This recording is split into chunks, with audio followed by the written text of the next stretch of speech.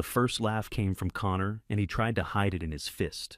It didn't work. The conference room was too quiet, the table too polished, and everyone had been waiting to hear what Douglas Robles had left his only daughter. When Jesse Carr read the words for the sum of $1, Connor made a short choking sound and looked down at his boots. Michaela smiled without showing her teeth.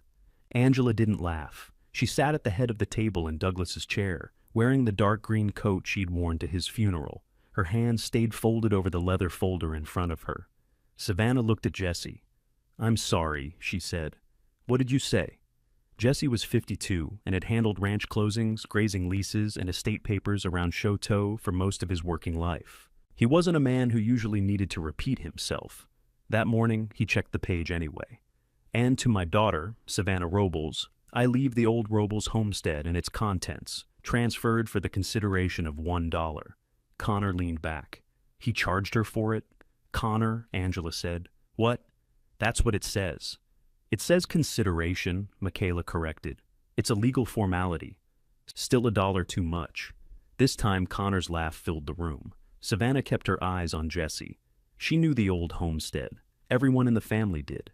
It was a boarded cabin off Spring Creek Road, gray with age and half hidden by cottonwoods. Douglas had chained the access road 4 years earlier. He'd said the cabin was unsafe, the foundation was shifting, and nobody had any business going near it. Connor called it the Snake House. Michaela once suggested burning it during a controlled range cleanup. Angela had called it an insurance problem waiting to happen. Now it belonged to Savannah. Or it would, apparently, if she paid $1. Jesse lowered the will. "I need to finish reading." "There's more?" Savannah asked. "To the estate, yes. To my part." Jesse held her gaze a moment. "That is the full provision concerning you." The room became painfully ordinary. The heating vent clicked above the window. A pickup passed outside on Main Avenue. Someone in the next office dropped a stapler. Savannah placed both palms on the table. She didn't trust herself to pick up the paper in front of her. The paper might shake, and then Connor would see. 3 weeks earlier, she'd been standing behind the counter at the Choteau Pharmacy, ringing up cough drops for a rancher who still called her Doug's girl.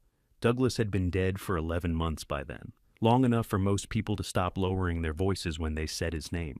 Long enough for Angela to remove his old truck from the main ranch yard. Long enough for Connor to repaint the cattle trailers with the Bowen Development Company's phone number along the bottom. Not long enough for Savannah to pass the turn toward the ranch without looking down that road. She worked 4 days a week at the pharmacy and spent Fridays doing bookkeeping for 2 small businesses. Her apartment sat over a laundromat, where the dryers sent a low vibration through the floor every evening. The place had 1 bedroom, a narrow kitchen, and windows that froze at the corners in winter. It was clean. It was hers. That had become important. On the afternoon Jesse called, she was balancing the pharmacy drawer. "I'm scheduling the formal reading," he said. "Next Thursday at 10. Savannah tucked the phone between her shoulder and ear. "Do I need to be there?" There was a pause. "Yes. If this is about signing away something, you can email it. It isn't. Then tell me now." "I can't." Savannah looked through the front window. Snow had been pushed into dirty ridges along the curb. Across the street, a woman wrestled 2 grocery bags into the back seat of a car. "Angela already has everything," Savannah said. "I'd still like you in the room. Would you like me there, or do I have to be there?" "You don't have to do anything." That sounded like Jesse. It also sounded like Douglas. Savannah closed the register drawer. 10 on Thursday? 10 on Thursday. She almost asked whether Angela knew she'd been invited. Instead, she said, "Fine," and ended the call. That evening, she found a message from Connor waiting on her phone. "Jesse says you're coming next week. Just so we're clear, the ranch operation can't handle delays. Dad set things up before he died. We've been running it since. There's no reason for this to get ugly." Connor had called Douglas' dad after the wedding in 2015. Douglas never corrected him. Savannah had tried not to mind. At first, she'd even been glad. Her mother had died in 2010. For 5 years afterward, Douglas lived like a man waiting for a truck to return with something it had already hauled away. He ate from pans. He left the television on in empty rooms. He kept Savannah's mother's gardening gloves on a nail beside the mudroom door until the leather turned pale. Angela changed that. She brought matching dishes into the ranch house. She replaced the shower curtain and opened windows Douglas had kept shut. She remembered appointments. She made enough coffee for anyone who came through the kitchen. Savannah had been 14 when her mother died, old enough to know Angela wasn't replacing anyone. When Douglas married her 5 years later, Savannah stood beside them at the county courthouse. She signed as a witness. She bought Angela a small silver bracelet and meant the kindness. Connor was 24 then, restless and already talking about land development. Michaela was 18 and planning to study accounting before deciding she preferred legal work. They came with Angela, and for a while the new arrangement worked because everyone was careful. The trouble didn't arrive in one big event. It came through keys, passwords, and chairs at tables. Connor started helping Douglas with grazing contracts. Then Connor became the only one who knew where the current contracts were kept. Michaela organized the ranch accounts. Then bank employees stopped speaking to Savannah because she wasn't authorized. Angela took over Douglas's medical schedule. Then Savannah learned about appointments after they happened. By the time Douglas was diagnosed with terminal cancer in 2021, every path to him seemed to pass through someone else. Savannah tried anyway. She drove to the ranch one cold March morning with soup in a covered pot. Connor met her near the equipment shed. "He's sleeping," he said. "I'll put this in the kitchen. Angela doesn't want people waking him. I'm not people." Connor looked toward the house. "You know what I mean?" She did, and that was the problem. Savannah left the pot with him. 2 days later, she found it clean on the pharmacy counter with no note. Douglas called her that night. "Soup was good," he said. His voice sounded thin. "You could have told Connor to let me in. I was tired. I could have sat quietly." "I know." "Did you?" Another pause. Not that day. She stood in her apartment kitchen with one hand against the refrigerator. Downstairs, a dryer had gone off balance and was thumping through its spin cycle. "Are you scared?" she asked. Douglas breathed into the phone. He'd spent his life fixing fences in hail, pulling calves in freezing barns, and walking into rooms where bankers had already decided against him. Savannah had rarely seen him afraid. She knew he was then because he answered a different question. "There are things I need to put right." "What things?" "I'll tell you when I can." He never did. His condition worsened slowly, then all at once. There were hospital stays in Great Falls, home health visits, and medication schedules Michaela kept in a binder. Savannah visited when Angela allowed it. Sometimes Douglas slept through the entire visit. Sometimes he woke and asked about small things. "Still leaking under your kitchen sink?" "No. I fixed it. By yourself?" "The hardware store sold me a wrench." That wasn't the question. She smiled. "Yes, by myself." Another time, he asked whether she still had the red wool blanket from her mother. "It's on my bed." "Good." The last clear conversation they had happened on the back porch in late summer. Angela was inside speaking to a nurse. Connor had taken a call by the barns. Douglas sat under a blanket despite the heat. Savannah handed him a glass of water. His fingers closed around it, but didn't lift. "You doing all right?" he asked. "You're asking me?" I asked first. "I'm working. I'm paying rent. I've kept 2 houseplants alive. That many? Don't sound surprised." He smiled, then looked beyond the yard toward the western fields. The grass had gone yellow around the fence posts. "Do you remember Spring Creek?" he asked. "The creek or the road?" "The place." She thought of the boarded cabin and the heavy chain across the access gate. "You said to stay away from it?" "I did. You said the cabin was condemned. It might as well be." "Then why are you asking?" Douglas moved the water glass between his hands. "Just wanted to know what you remembered." Savannah remembered going there with him when she was young. She remembered a stone hearth blackened by old fires, a hand pump outside, a narrow porch where her mother once cleaned beans into a metal bowl. She remembered Douglas showing her initials carved into a cottonwood and telling her his grandfather had cut them there. Mostly she remembered silence. It had been the pleasant kind then. There were mice, she said. There were not. There absolutely were.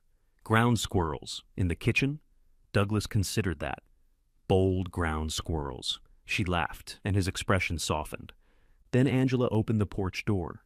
"You need to rest," she told him. Douglas gave Savannah the glass. "Listen to Jesse when the time comes." What time? But Angela was already helping him up. Savannah believed he meant the estate. She believed there might be a photograph, her mother's blanket chest, or his old saddle. Something personal Angela wouldn't want, and Connor couldn't turn into a contract. She didn't expect land. She certainly didn't expect the old homestead. At the will reading, Jesse moved through the visible estate in the same plain voice he'd used for Savannah's $1 provision. Angela received a life interest in the main ranch house, along with controlling ownership of the operating business. That meant she could live there, draw income, and make the major decisions. Connor received the heavy equipment, the newer stock trailers, and Douglas's interest in several grazing contracts.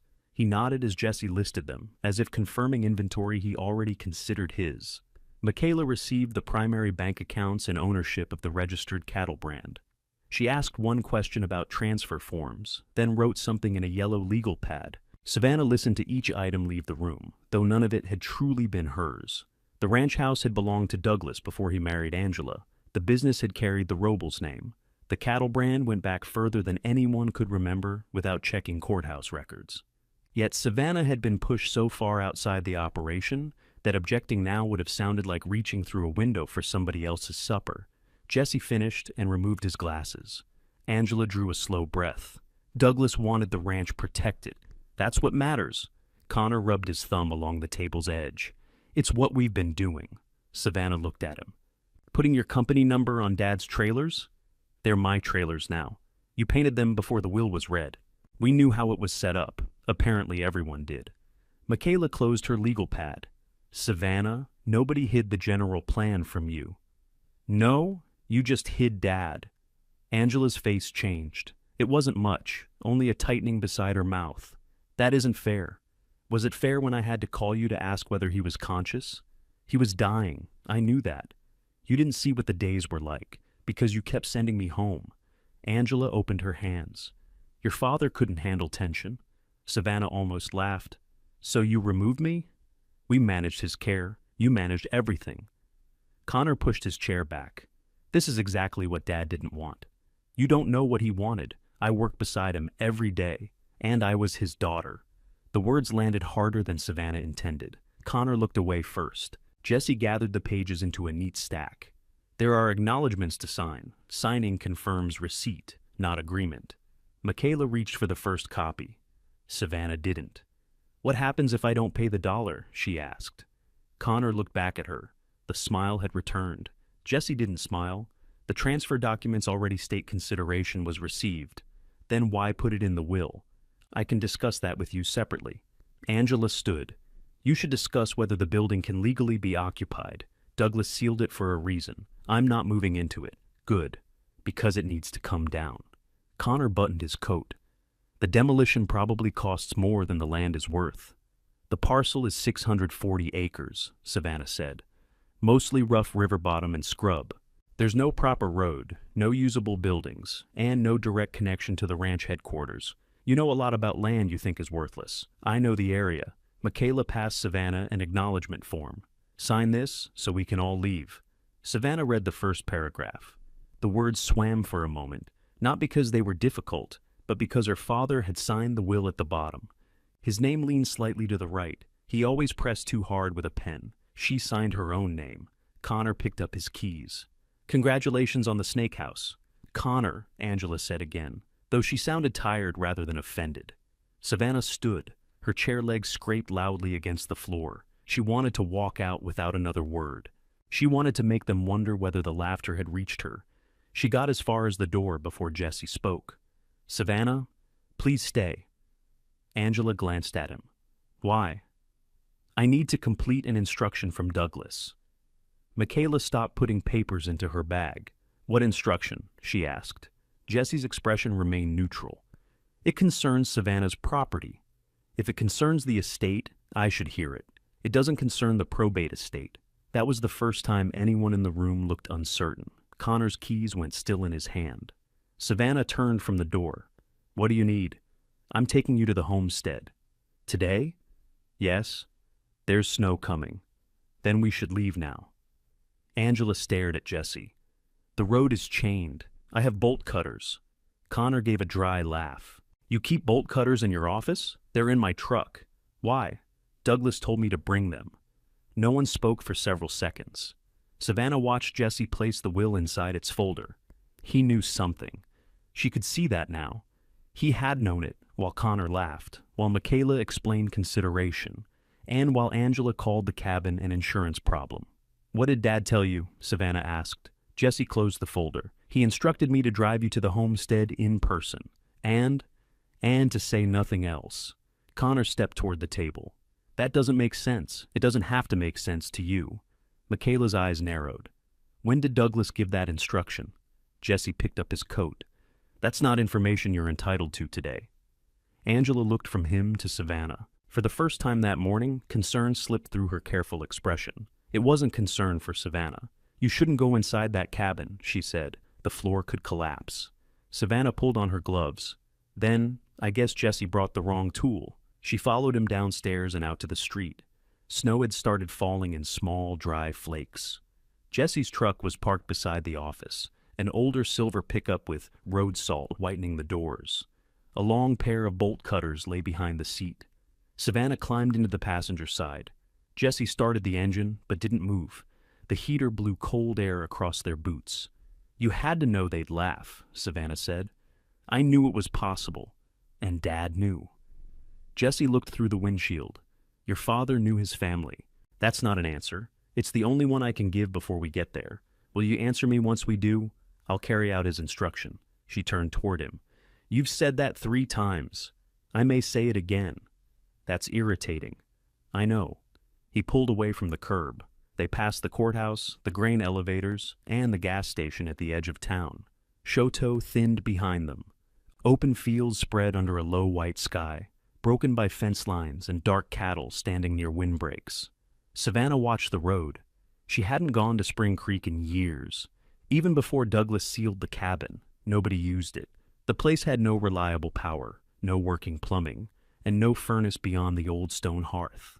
The 640 acres around it had been treated as leftover ground, too uneven for easy development, and too separated from the main ranch to matter. Yet Douglas had made Jesse promise to bring her there, not mail her a key, not give her directions. Bring her in person, with bolt cutters, and say nothing else. Jesse turned onto Spring Creek Road. Snow hissed beneath the tires. Cottonwoods appeared along the creek, their bare branches dark against the fields. A mile farther, he slowed beside 2 leaning fence posts. A steel chain crossed the narrow access road. Beyond it, partly hidden by trees, stood the old Robles homestead. Boards covered the windows. The porch sagged toward one corner. Snow had gathered along the roof and against the stone chimney. Savannah stared at the cabin her father had sealed 4 years earlier. Jesse shut off the engine. The sudden silence made the place feel farther from town than it was. He reached behind the seat and took out the bolt cutters. "Whatever is in there," Savannah said, "you already know about it." Jesse opened his door. "I know what your father asked me to do. That isn't the same thing." "No," he said, "it isn't." He stepped into the snow and carried the bolt cutters toward the chain. The padlock had rusted into the chain, so Jesse set one handle against his thigh and leaned his weight into the other. The jaws bit twice before the link snapped. He pulled the chain through the posts. It dragged over the frozen ground with a heavy scraping sound. "Does that complete the instruction?" Savannah asked. "Not yet." Jesse returned the cutters to his truck and drove through. Savannah got out to loop the broken chain around one post. She didn't know why she bothered. Nobody would mistake the open road for an invitation. The track followed the creek for nearly half a mile. Snow had covered the ruts, and willow branches rubbed both sides of the truck. The cabin looked worse as they approached. Part of the porch railing lay flat beneath the snow. Several roof shingles had curled away from the boards. Gray plywood covered the 2 front windows. Another chain held the door shut, this one threaded through an iron ring Douglas had bolted into the porch post. Someone had taken time sealing the place. Jesse parked near an old hand pump. He stepped out, checked the ground, and pointed toward a dip beside the porch. "Stay left. There may be an old cistern under there. You've been here before?" "Not inside, but here. Once with Douglas." "When?" Jesse took the bolt cutters from behind the seat again. "When he sealed it." Savannah stopped beside the truck. 4 years ago?" "Yes." "What happened?" "He asked for help." "With what?" "The chains." She waited for more. None came. Jesse crossed the yard and cut the second chain. "You really are determined to be useless," she said. I'm determined to follow instructions. You make those sound like different things." He pulled the chain free and placed it against the wall. Douglas believed they were. The front door had swollen in its frame. Jesse turned the knob and pushed with his shoulder. Wood groaned, but the door stayed shut. Savannah stepped onto the porch. The boards dipped under her left foot. "Careful," Jesse said. "I thought that was your entire job today." She gripped the knob, lifted as she pushed, and felt the lower edge scrape across the floor. A strip of brittle weather seal broke loose. Cold dust blew through the opening. The smell reached her first. Old wood, mouse droppings, ashes, and something damp beneath all of it. Jesse used his shoulder again. The door moved 6 inches, then a foot. Savannah slipped through the gap. Light entered around the boarded windows in narrow lines. The cabin was one large room, just as she remembered, though memory had made it warmer and twice the size. A cast-iron cook stove stood against the north wall. Its pipe had come loose from the ceiling collar. A table lay on its side near the kitchen shelves. 2 metal bed frames leaned together in the far corner. There were no mattresses, curtains, or dishes. Whoever had cleared the place had left only what was too heavy or too useless to carry. The stone hearth took up most of the west wall. A rusted screen covered the fireplace opening. Snow had blown down the chimney and formed a white patch over the ashes. Savannah stepped farther inside. The floor creaked but held. "This is what he left me." Jesse stood in the doorway. "This and the parcel. 640 acres Connor says aren't worth anything. Connor says many things. You wrote the will, I prepared it. You knew everyone else was getting the ranch. Yes, and you knew I was getting this." "Yes. Did you ask him why?" Jesse took off his glasses and wiped away a fleck of snow. "Several times." "What did he say?" "That the transfer had been handled." Savannah turned. "What transfer?" Jesse replaced his glasses. There it was. A pause too careful to be empty. "You heard that?" she said. "I did." "You said transfer. The will uses that word. But he told you it had already been handled." Jesse looked toward the hearth rather than at her. "I'm not permitted to explain your father's meaning." "Permitted by whom? He's dead." "By the written instruction he left me." Savannah walked back toward him. "Then show me the instruction." "I can't do that yet." "Why not?" "Because he asked me to deliver you here, make sure you entered, and give you one item." Jesse reached inside his coat. Savannah's breath caught before she could stop it. She expected a key, a letter, or some explanation that would make the morning less cruel. He held out a silver dollar. She stared at it. "You brought me here to give me this? Your father left it in the envelope with the instruction. You said the consideration was already received. Legally it was. Then what is that?" "I don't know." She took the coin. It was colder than his hand. One side showed a woman in profile. The date beneath her neck read 1923. Was this his? Yes. Did he carry it? I don't know. Did he say what I'm supposed to do with it? No. Savannah closed her fingers around the coin. Anger was easier than disappointment, and for the moment, she was grateful for it. "You can go." Jesse glanced outside. "I'll take you back to town. I'm staying. You don't have a vehicle? I have a phone. Service is unreliable out here. Then I'll walk until it isn't." Snow moved past the doorway. Jesse studied her face, hoping perhaps that she'd reconsider. He knew Douglas had built his plan around her stubbornness, though he didn't know exactly where that plan led. That uncertainty had troubled him for 4 years. "The storm is supposed to worsen after 4, he said. "Then I have a few hours. For what? To look at what I paid for." "You didn't pay." Savannah held up the coin. "I have exact change." Jesse's mouth moved, almost a smile, but he thought better of it. He returned to the truck and came back with a flashlight, a wool blanket, and a small red first aid kit. "I don't need those. Humor me. You've had enough fun today." He set everything on the table, then righted it carefully. "The south corner of the roof leaked when Douglas sealed the place," he said. "Don't put weight on any ceiling boards under it. There's a hand pump outside, but don't drink from it until the water's tested. The nearest occupied house is Catherine O'Connor's, about a mile east along the creek." Savannah looked at him. "You can give me safety instructions, but not answers." "Yes, that must be convenient." "It isn't." "Go, Jesse." He stood there another moment. "Call me before dark." She didn't promise. The truck backed down the track. Savannah watched until the cottonwoods hid it. then listened to the engine fade. She was alone with the cabin.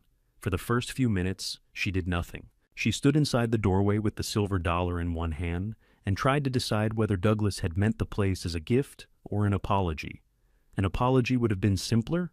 It also would have been too late. She put the coin in the small zippered pocket of her purse.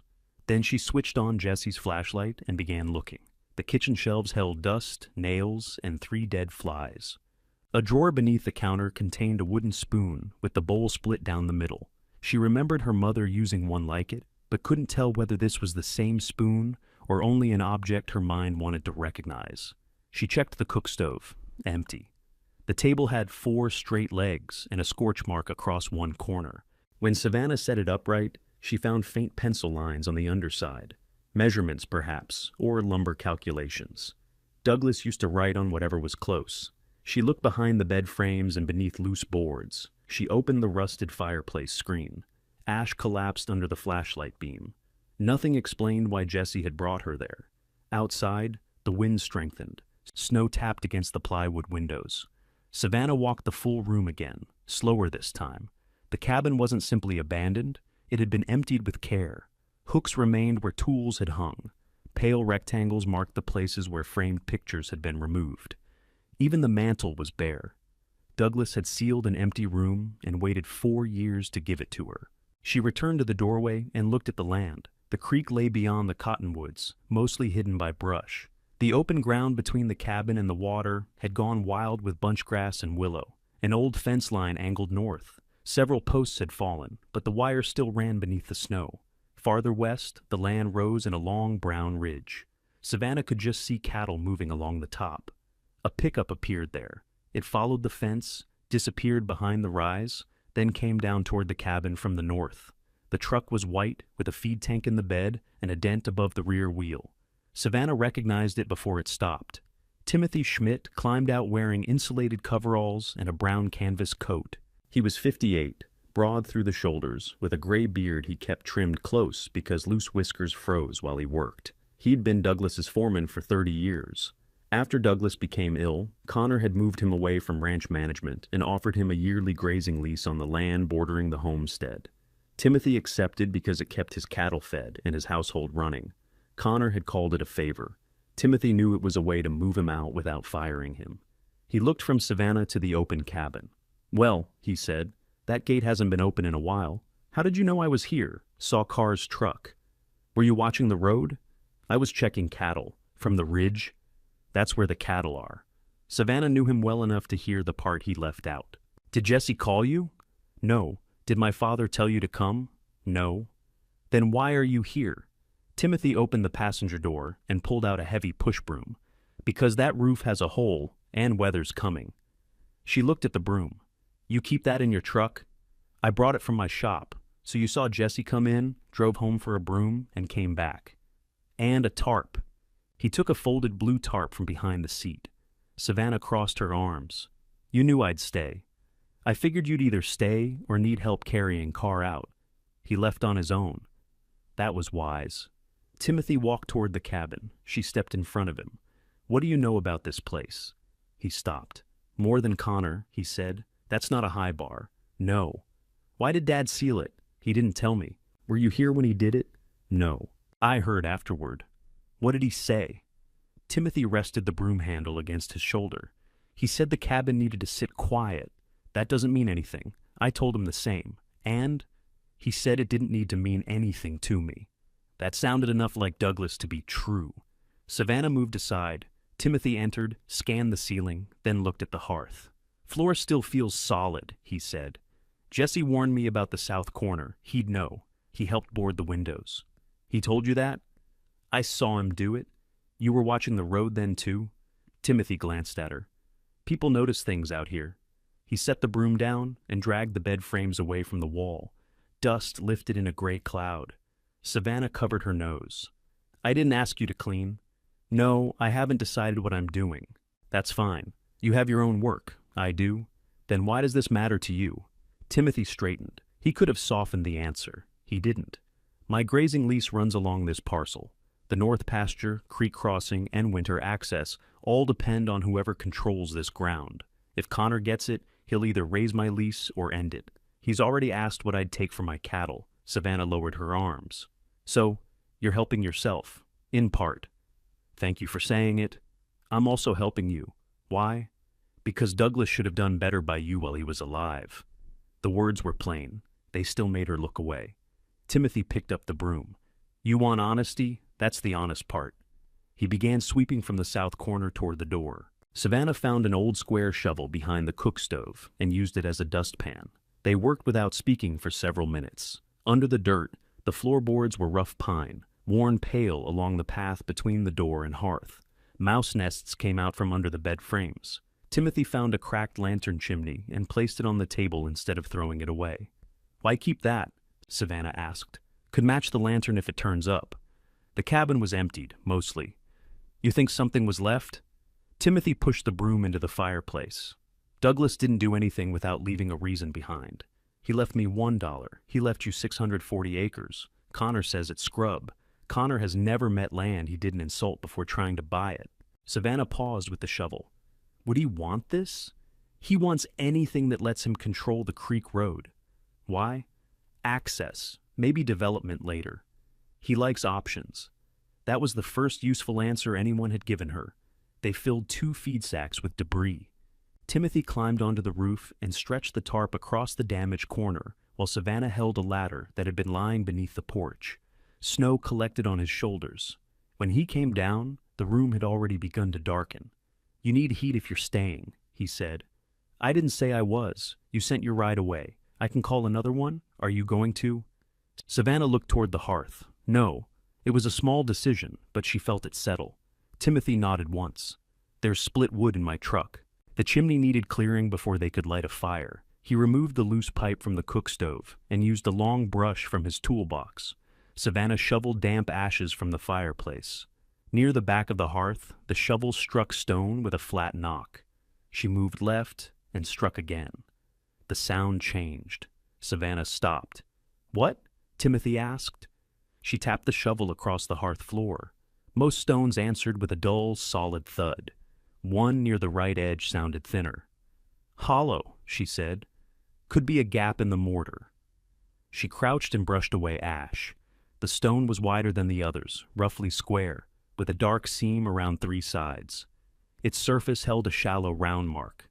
Savannah took the silver dollar from her purse. The coin fit the mark exactly.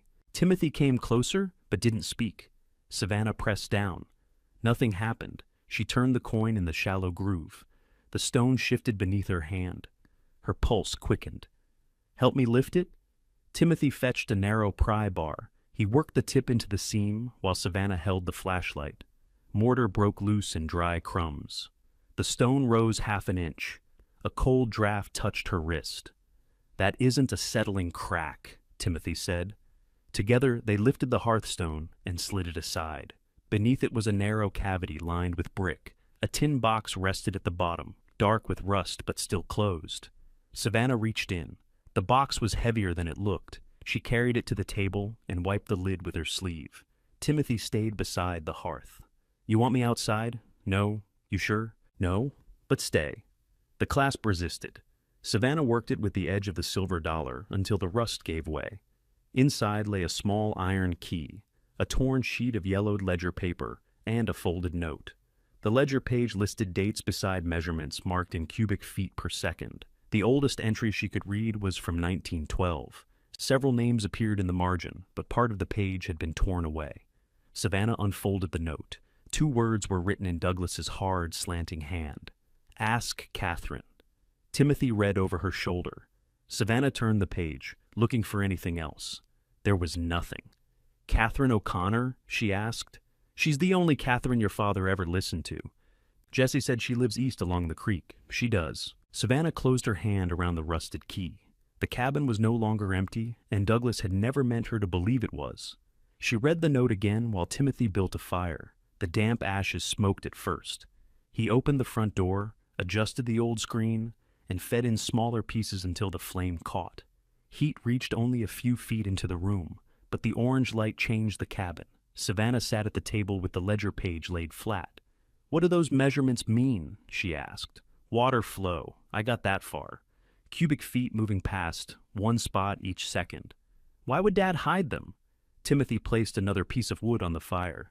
Maybe Catherine knows. She'd better. The wind pushed snow against the boarded windows. Savannah checked her phone. One weak bar appeared, vanished, then returned. She called Catherine. The phone rang 7 times before an older woman answered. Yes? Catherine, it's Savannah Robles. There was a rustle, then silence. Savannah? I'm at the old homestead. Another silence followed, but this one felt different. Did Jesse take you? He did. Did you go inside? Yes. Catherine let out a breath. All right. Savannah looked at Timothy. He'd turned away from the fire. I found something with your name on it. What did you find? A note from Dad. It says to ask you. Catherine didn't ask what Savannah was supposed to ask. Can you come here? Savannah said. Not in this weather. My hip and ice don't have a friendly history. I can come to you. Not tonight, you can't. The East Bend drifts shut. I need to know what he meant. I know you do. Then tell me. Catherine's voice softened. Some things make better sense with the papers in front of us. Come in the morning. Timothy knows the way. Savannah watched him place the fireplace screen back over the flames. He's here. I thought he might be. How? Because Timothy notices an open gate. Timothy shook his head, but Catherine couldn't see him. Savannah pressed her hand against the table. Did you know my father was leaving me this cabin? I knew he wanted you here. That isn't what I asked. It's what I can answer tonight. You and Jesse should start a club. I'm too old for clubs. Despite herself, Savannah almost smiled. Catherine continued. Keep anything you found dry. Don't clean the key with chemicals, and don't force it into a lock until you know where it belongs. Savannah looked at the rusted key. You knew there was a key. I knew there used to be. What does it open? Come for breakfast. The call ended. Savannah stared at her phone. Does everyone over 60 in this county speak in riddles? Mostly when talking to people under 60. You're not helping. I'm 58. Then you're close enough. Timothy gave her the blanket Jesse had left. He wanted to drive her to town, but she refused. Leaving now felt too much like obeying Angela's warning. It also meant abandoning the cabin with the hearthstone lifted and the tin box sitting on the table. Timothy checked the roof tarp, brought in more wood, and left a battery lantern beside the first aid kit. My house is 10 minutes away if the north track stays clear, he said. Call if the fire acts wrong. How does a fire act wrong? Smoke comes into the room. Sparks come down the chimney. The wall catches. Useful scale. Don't sleep with it burning high. He stepped onto the porch, then looked back. Lock the door. The chain is cut. There's a slide bolt inside. Savannah found it beneath a layer of dust and pushed it into place after he left. She ate crackers from her purse and drank half a bottle of water. The cabin made sounds as the temperature changed. Boards tightened. Wind moved around the chimney. Once, something scratched beneath the floor and stopped when she stamped her boot. She kept the key, ledger page, and note in Jesse's first aid kit. The red plastic box wasn't secure, but it was dry and easy to grab. Before lying down, she carried the lantern to the hearth. The lifted stone had revealed the brick cavity and nothing else. She ran the light along the seams between the remaining stones. They were irregular, old, and blackened by more than a century of fires. One stone near the rear looked newer. Savannah brushed ash from it, but the fire made the work too hot. She would have to wait. She slept in her coat on the table with the wool blanket folded beneath her. It was uncomfortable, but the table kept her away from the mice. Every time she woke, she checked the first aid kit. In the morning, snow covered the track and half the porch. Timothy arrived shortly after sunrise with the coffee, breakfast sandwiches, and a plastic bin of tools. Now, you look terrible, he said. You brought the wrong coffee. What's wrong with it? It tastes like the cup. That means it's hot. He put a snow shovel against the wall and inspected the chimney. Savannah ate standing beside the hearth. The egg in the sandwich had gone rubbery, but it was warm. Does Connor control your lease now? She asked. Angela controls the business. Connor handles the land agreements. When does yours renew? Timothy took his time answering. End of March. That's soon. It is. Would helping me give him a reason not to renew it? He doesn't need a reason. Savannah set down the coffee. You should have told me that yesterday. You asked why the place mattered to me. I told you. You didn't tell me you could lose the lease in weeks. I've been preparing for it. How? Looking for pasture. There isn't enough nearby, and hauling cattle costs money. If Connor cancels it, What happens? I sell part of the herd, maybe most. Timothy said it as if discussing weather. Savannah knew better. He'd built that herd over years. Selling under pressure meant buyers set the terms. You shouldn't be here, she said. I decide where I work. He'll know. Connor already knows I don't like him. That isn't the same as helping me search this cabin. Timothy closed the stove door. Douglas helped me buy my first cows. I helped Douglas keep this ranch standing through 2 dry years and 1 bad loan. Connor can decide what that means to him. Savannah understood then that the cabin's condition affected more than her pride. Whoever controlled the parcel could decide whether Timothy's cattle crossed it, drank near it, or grazed beside it. The homestead wasn't separate from the family operation because Connor said it was. It sat against the rest of the ranch like a hand on a gate. They drove east in Timothy's truck. Catherine's house stood behind a row of spruce trees. It was a small white place with a green roof and a porch swept clean of snow. A ceramic chicken guarded the steps. Catherine opened the door before they knocked. She was 74, with silver hair cut to her jaw and a cane tucked beneath one arm. You stayed at the cabin, she said. I did. Your father would have expected that. Savannah entered. That doesn't make it less irritating. Catherine pointed the cane toward the kitchen. Sit down, there are biscuits. The kitchen smelled of coffee and bacon grease. Old photographs covered one wall.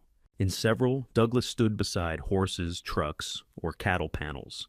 He looked younger, heavier, and less guarded. Catherine put the tin box on a folded towel after Savannah handed it over. She examined the ledger page first. This was Elias's book, she said. My great-grandfather? Yes. He filed the Homestead patent in 1911.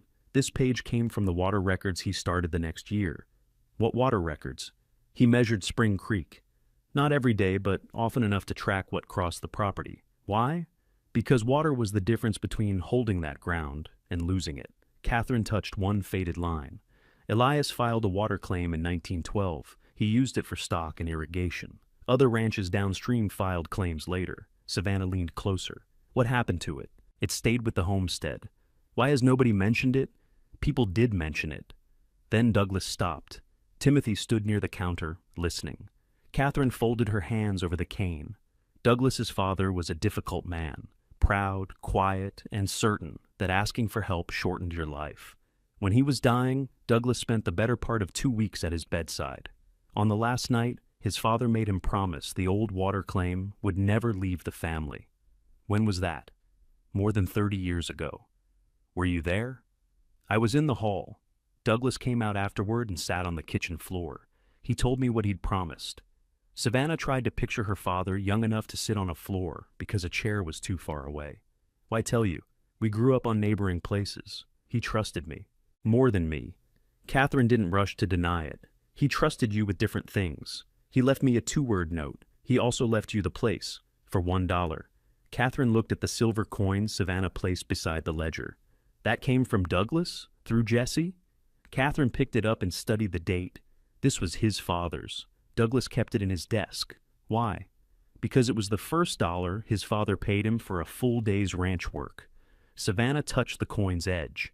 That's supposed to make the joke better? It wasn't a joke.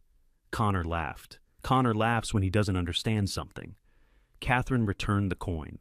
In 2021, Douglas came here after his diagnosis. He was 63 and angry at his own body. He told me the doctors couldn't give him much time. Then he said he'd made sure the homestead would stay in the family. What did he do? He said he signed papers in town. What papers? He didn't show me. Was Jesse involved? I assume so. Savannah sat back. Everyone assumes, and nobody answers. Catherine reached for the key. This belonged to the cellar hatch. What cellar? The root cellar under the hearth. Savannah looked at Timothy. He frowned. I've never seen one. It was covered before you came to work there, Catherine said. Douglas's father closed it after a support wall shifted. The hatch opened from the back of the hearth. Elias built the fireplace over the original stairs. The key opens it. If the lock hasn't rusted solid, what's down there? Potato bins, shelves, old stonework. That's all I ever saw. You've been inside? When I was young. Douglas and I used to sneak down there because it stayed cool in summer. Catherine held the key out but didn't release it when Savannah took hold. When Douglas visited in 2021, he He asked whether I remembered the cellar. He asked if the back wall was stone or poured concrete. What did you tell him? Stone, except for one section his father repaired after a fire. Why would he care? He wouldn't say. Savannah pulled the key free. Catherine's expression tightened. He was frightened that day. Of dying? No. Of running out of time before he finished something. Outside, tires moved over packed snow. A vehicle stopped near the porch. Timothy looked through the kitchen window. It's Angela. Savannah stood. How did she know I was here? She may have seen my truck, Timothy said. Catherine's mouth flattened. People notice things out here. Angela knocked once and opened the door. She had changed out of the green funeral coat. Her wool coat was camel-colored, clean enough to show she hadn't walked far through the snow. She looked at Savannah, then at Timothy, then at the tin box on Catherine's table. I went to the cabin, she said. You weren't there. How did you get past the chain? It was cut. You told me not to go inside. I was concerned. Catherine remained seated. Morning, Angela, morning. Angela's eyes returned to the table. What is all this? Old papers, Savannah said. From the cabin? Yes. You shouldn't remove anything until Jesse inventories the contents. The contents belong to me. That's not what Michaela says. Michaela said the transfer was a legal formality. She's reviewing the documents. Savannah closed the tin box. Angela stepped closer. The cabin is dangerous. Connor can arrange demolition before somebody gets hurt. We could clear the debris and fold that acreage into the ranch. For what? Efficiency? And then what? Nothing? Grazing, perhaps? Timothy's shoulders went still. Angela noticed. Existing arrangements would be reviewed. His lease ends in March, Savannah said. That's between Connor and Timothy. No, you control the business. Angela seemed surprised that Savannah knew the distinction. This isn't the place to discuss ranch operations. Then why did you bring them here? I came because you spent the night in a condemned building. You didn't know that until you saw my things. Angela glanced at Catherine. Catherine gave her nothing. Savannah slipped the key into her coat pocket. I'm going back. I'll come with you, Angela said. No, I have a right to know what Douglas left on ranch property. It isn't ranch property. You heard Jesse. Angela's concern disappeared for one clear second. Then she picked up her gloves from the counter. Be careful what you turn this into, Savannah. Savannah carried the tin box toward the door. I'm trying to find out what it already is. At the cabin, fresh boot prints crossed the porch. Timothy crouched to examine them. Not mine. Angela? Could be. The front door stood slightly open. Savannah had pushed the slide bolt before leaving. Inside, the table drawer hung out. The bed frames had been moved. Jesse's blanket lay crumpled near the hearth. The red first aid kit was open. Nothing had been inside it after Savannah removed the tin box, but whoever entered couldn't have known that. Timothy checked the rear wall. There's no other door. Savannah looked at the disturbed room. Someone had come searching while Angela kept them at Catherine's table. Whether she'd planned it or merely provided the opportunity, Savannah couldn't yet prove. She placed the tin box inside her coat.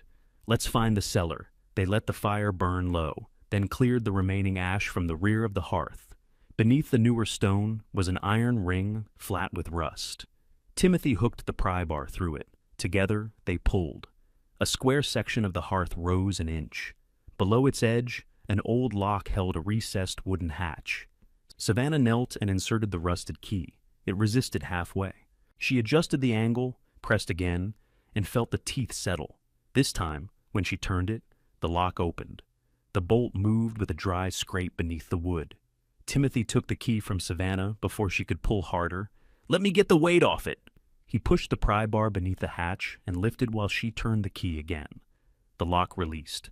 A stale draft came through the seam, carrying the smell of stone and wet soil. They raised the hatch together. Narrow steps descended under the fireplace. The first three were wood. Below them, the stairs had been cut directly into packed earth and supported with stone. Timothy held the lantern over the opening. It's deeper than I remember the floor sitting, Savannah said. The creek bank rises behind the cabin. Is it safe? No idea. That's reassuring. I can tell you it's safe if you'd rather. No? He lowered one boot onto the first step and tested it. The wood creaked but held. He tried the second, then stopped. You stay up here. Savannah moved past him into the opening. This is my cellar. It's also your funeral if the wall gives. Then check the wall. Timothy muttered something she didn't hear and followed. The stairway turned beneath the hearth. At the bottom, the lantern revealed a low room with stone walls and a dirt floor. Timber posts supported the ceiling. Most were thick and dry, but one near the stairs leaned at an angle. Wooden shelves ran along the north wall. Several had collapsed. Broken jars lay beneath them, their metal lids rusted into the dirt. The room was colder than the cabin, but not frozen. Water ticked somewhere in the dark. Savannah moved the lantern slowly. 2 empty potato bins stood beneath the stairs. A workbench had been built against the opposite wall. On it sat a glass bottle, a bent funnel, and a small hand scale with one pan missing. "Nothing looks disturbed," Timothy said. "Someone upstairs didn't find the hatch, or didn't have the key." Savannah touched the key in her pocket. The back wall had been built from rounded fieldstone, except for one rectangular section of pale concrete. It measured about 3 feet wide and 2 feet high. The surface was smoother than the rest, though age had cracked it near one corner. That must be the repair Catherine mentioned. Timothy walked toward it. "After a fire," she said. Savannah held the lantern near the concrete. A dark metal edge showed through one crack. Timothy brushed away loose grit. More metal appeared. "That isn't reinforcement," he said. He tapped the concrete with the handle of the pry bar. The sound was solid near the edges and hollow in the center. Savannah ran her fingers along the top. Beneath a thin layer of mortar, she felt a straight seam. Another cavity. "Looks that way. Can we open it?" "Not with our hands." They returned upstairs for tools. Timothy brought down a hammer, a cold chisel, gloves, and safety glasses. Savannah held the lantern while he chipped at the mortar along the metal edge. Each strike sounded through the small cellar. After 10 minutes, the outline of a steel door appeared. It belonged to a fireproof document box set into the wall. Mortar had been packed around it until the front looked like part of the repair. There was no combination dial, only a recessed handle and a small keyhole. Savannah tried the rusted key. It didn't fit. "Of course," she said. Timothy cleared more mortar from the handle. "Might not be locked. It has a keyhole. So does the table drawer upstairs. The table drawer opens." He pulled the steel handle. Nothing happened. Savannah tried next. The door remained fixed. "Can you break it?" "Probably." "Will that damage what's inside?" "Probably." She sat back on her heels. The box had been hidden well enough to survive a casual search. Douglas must have known the hearthstone would lead her to Catherine, and Catherine would lead her to the cellar. He had planned the order. That made forcing the box feel wrong. "There may be another key," she said. "Where?" He gave Jesse the $1. He put this key in the tin. "Maybe there's another step." Timothy looked around the cellar. Douglas could stretch a simple job across a week. Did he enjoy watching people struggle? No. He thought finding an answer yourself made it harder for someone else to take it away. Savannah looked at the concrete around the box. What did he think someone would take? Timothy had no answer. They searched the workbench, shelves, and bins. Savannah ran her hands beneath the edges, feeling for tape or another seam. Timothy lifted the broken boards one at a time. Near the back of the lowest shelf, Savannah found a nail driven sideways into the stone. A loop of dark wire hung from it. She pulled. The wire brought out a small brass key wrapped in oilcloth. "Your father liked extra steps," Timothy said. "He didn't trust easy ones." The brass key slid into the lockbox. Savannah turned it. The mechanism clicked. She pulled the handle, and the steel door opened 3 inches before catching on broken mortar. Timothy chipped the edge clear. Together they lowered the door. Inside were 3 bundles wrapped in waxed canvas. The first contained a thick envelope with Savannah's full name written across it. The second held several folded documents tied with cotton string. The third was a narrow leather ledger, blackened around the corners, but dry. Savannah touched the envelope first. Douglas had written her name in the same firm hand as the note, but more slowly. Timothy stepped away. "I'll check those supports. You don't have to." "I know." He moved toward the stairs, giving her the small courtesy of pretending not to listen. Savannah opened the envelope. A single sheet lay on top. "Savannah, if you found this, you listen long enough to reach the right room. Don't make any decisions today. Take the deed and the water filing to David Liu at the Montana Land Records Archive. He will know what to compare and where to look. Jesse can confirm what he witnessed. Catherine can tell you what I promised. There is another letter beneath this one. Read it after David tells you whether these papers are what I believe them to be. I am asking you to do it in that order because I need you to know the difference between a father's explanation and a public record. One is love. The other is proof. You will need both. Dad Savannah read it twice. Beneath the sheet was another envelope, sealed along the flap. Across the front, Douglas had written, "After David." She wanted to tear it open. She could hear him in the instruction. Don't make any decisions today.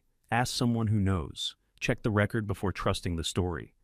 Douglas had rarely explained himself while alive. Now he was controlling the order of a conversation from a steel box in a cellar. Savannah put the sealed letter back. Timothy crouched near the leaning post. "You all right?" "No." He waited. "He sent me to a land archivist. David Liu? You know him?" "I've met him.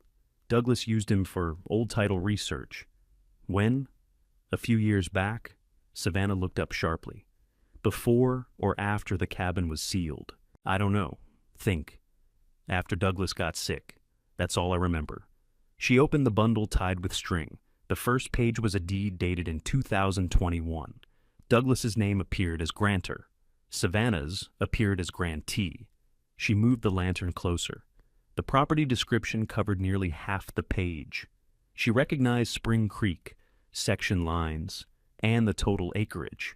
Near the top, the consideration was stated as $1 and other value received. At the bottom were Douglas's signature, a notary seal, and a rectangular stamp from the Teton County clerk and recorder. The stamp included a filing date from 2021. Savannah looked at Timothy. "This says he gave me the property 3 years before he died." Timothy came back to the workbench. He read the page without touching it. "That's what it looks like. But I didn't sign anything." "You don't always sign to receive a deed." "I didn't know. He may have delivered it through Jesse or recorded it directly." "Can he do that?" "Ask David." She turned to the next document. It was older and more fragile. The paper had darkened to the color of weak tea.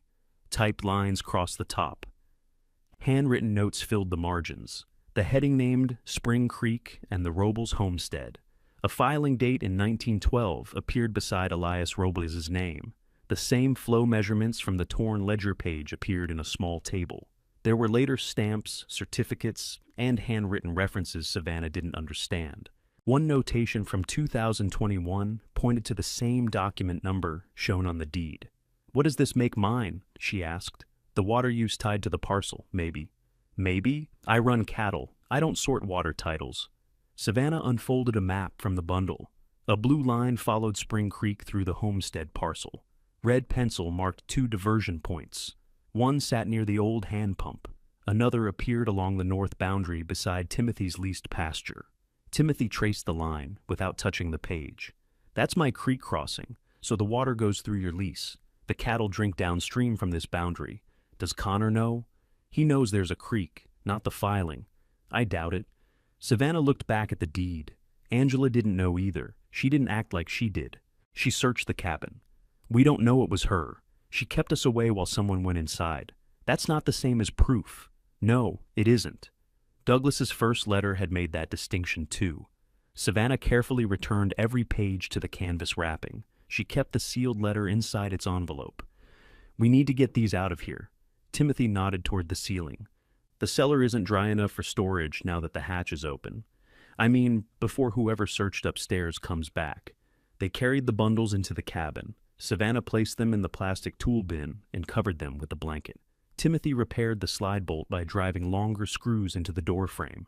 It would stop an honest visitor and slow down anyone else. Savannah called Jesse. He answered on the first ring. "I found a deed." Jesse said nothing. "It's dated in 2021, she continued. "It says Dad transferred the Homestead parcel to me for $1. Your name is on the acknowledgement as a witness." "Yes." "So, you knew." "Yes." "Why did the will treat it like I inherited the property?" "It didn't, exactly. The wording acknowledged the earlier transfer and left you the cabin's contents. Douglas wanted the provision read aloud, so Angela and the others would hear it. That was part of his instruction. And laugh. He couldn't control that. He expected it."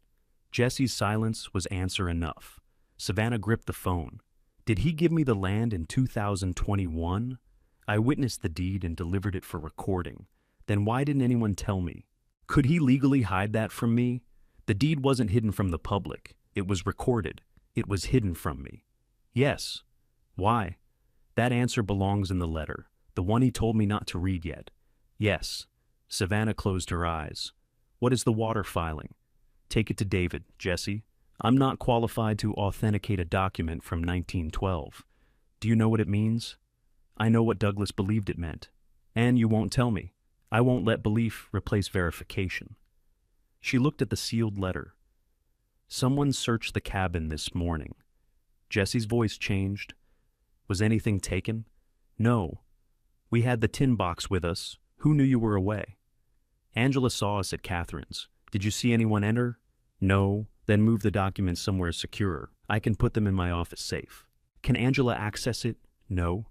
Can Michaela? No. Savannah considered that. I'm keeping them tonight. I don't recommend it. I didn't ask. Then photograph every page.